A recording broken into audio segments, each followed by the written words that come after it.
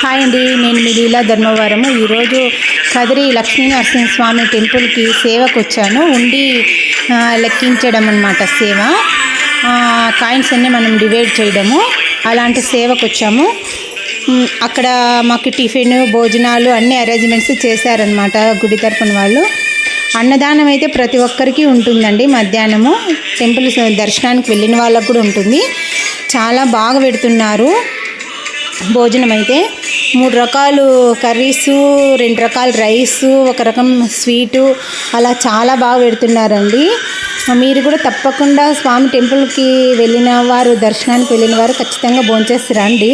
ప్రతి ఒక్కరికి మధ్యాహ్నం భోజనం ఉంటుంది.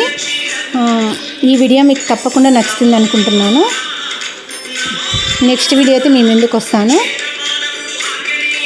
తప్పకుండా చూడండి.